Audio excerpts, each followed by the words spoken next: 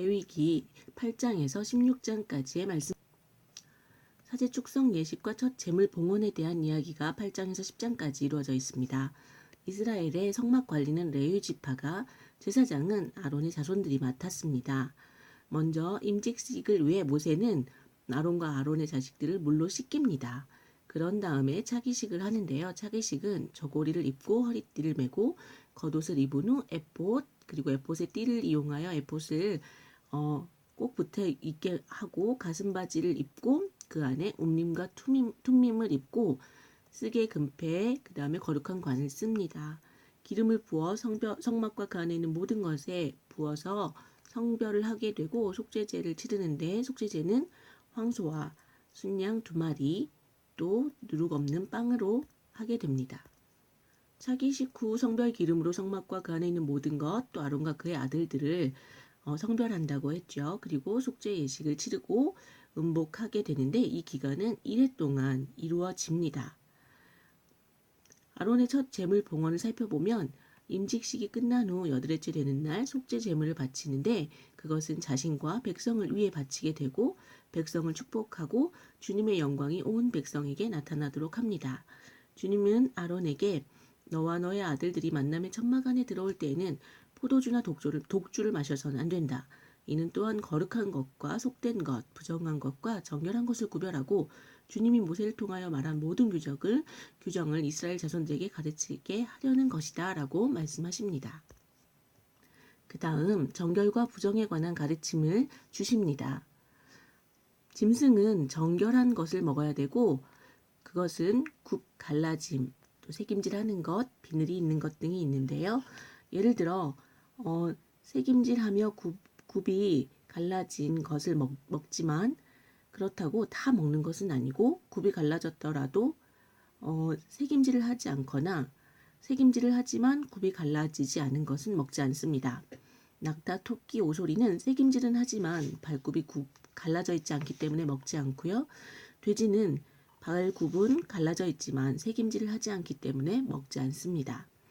또 물에 살면서 지느러미, 비늘이 있는 것은 먹지만 그렇지 않은 것은 혐오하는 동물이 되어 먹지 않습니다.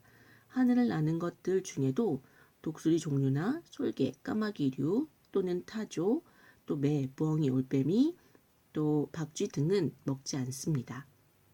곧 이런 것은 부정한 것으로 여겨 먹지 않았습니다.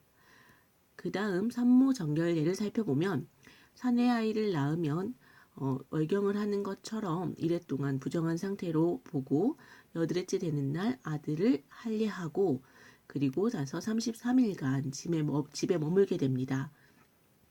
계집 아이를 낳게 되면 2주간을 부정한 기간으로 여기고 66일간 집에 머물게 됩니다.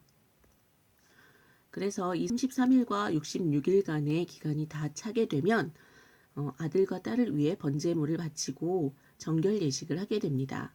1년 된 어린 양 1마리, 그리고 산비둘기나 집비둘기 1마리를 가지고 속죄제를 하는데, 가난한 경우엔 산비둘기나 집비둘기 2마리를 가지고 정결 예식을 치르게 됩니다. 그 다음은 온갖 악성 피부병, 또 옷과 집에 생기는 곰팡이, 부스럼, 습진, 얼룩 등에 대한 이야기가 나오는데요. 이런 악성 피부병 등에 걸리면 우선 사제를 찾아가야 되고, 또 이들이 부정하다고 판병이 나면 옷을 찢어 입고 머리를 풀고 콧수염을 가리고 부정한 사람이요 라고 외칩니다. 그리고 병이 남아있는 한 그는 부정한 자로 여겨지고 진영 밖 자리 잡고 혼자 살아야 합니다. 나으면 정결례를 치르고 다시 진영 안으로 들어오게 됩니다. 그 다음 남자와 여자가 부정하게 되는 경우가 이야기되고 있습니다. 남자의 경우는 고름이나 정액을 흘리면 안 되고요. 여자는 피가 계속 흐를 경우, 또 이럴 때 부정하게 된다고 볼 수 있습니다. 16장에서는 속죄일에 대한 이야기가 나오는데요. 히브리어로 욤키푸르라고 합니다. 이것은 영원한 규칙으로 한 해에 한 번 이스라엘의 백성 죄 때문에 치르게 됩니다. 7째 달 초 열흘날이 되면 고행을 하게 되는데요. 이는 참여의 자세로서 특히 밥을 먹지 않은 단식을 함께 동반하게 됩니다. 그러나 일은 하면 되지 않습니다. 주님 앞에서 모든 잘못을 벗고 정결하게 되는 날입니다.